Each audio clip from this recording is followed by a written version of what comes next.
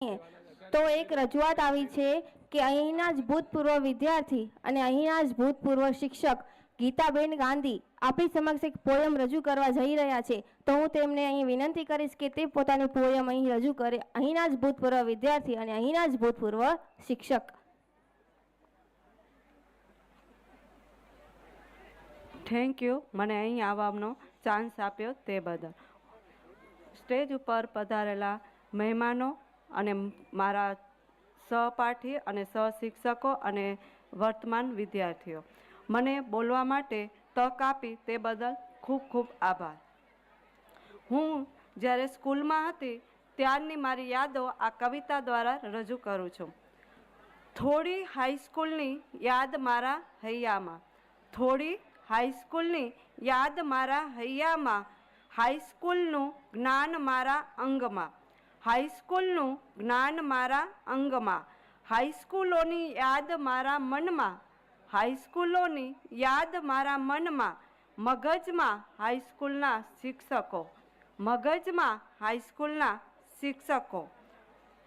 થોડો રોમ મારા શિક્ષકોનો પ્રેમ, રોમ મારા શિક્ષકોના પ્રેમમાં, રોમ મારા ફરકે છે હાઈસ્કૂલ જોતા, રોમ મારા ફરકે છે હાઈસ્કૂલ જોતા, ભૂતકાળની ગંધ મારા કાન પીએ, ભૂતકાળની ગંધ મારા કાન પીએ, ભવિષ્યની સુગંધ પીએ મારું નાક, ભવિષ્યની સુગંધ પીએ મારું નાક. હવે બીજી કવિતા રજૂ કરું છું.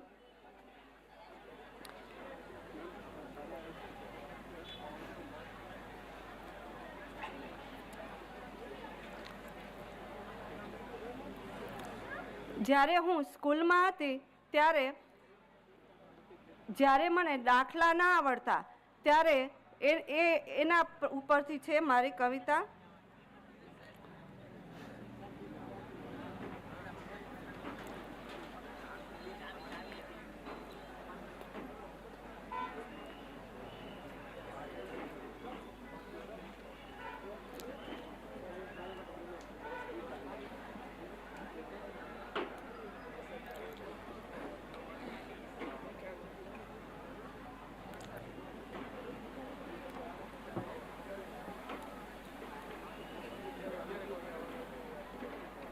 જ્યારે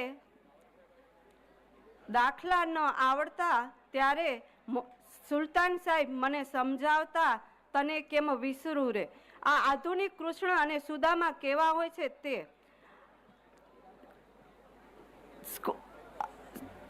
મારું હૈયું એટલું ભરાઈ આવે છે ને સાહેબના નામ લેતા કે હું કવિતા પણ બોલી શકતી નથી.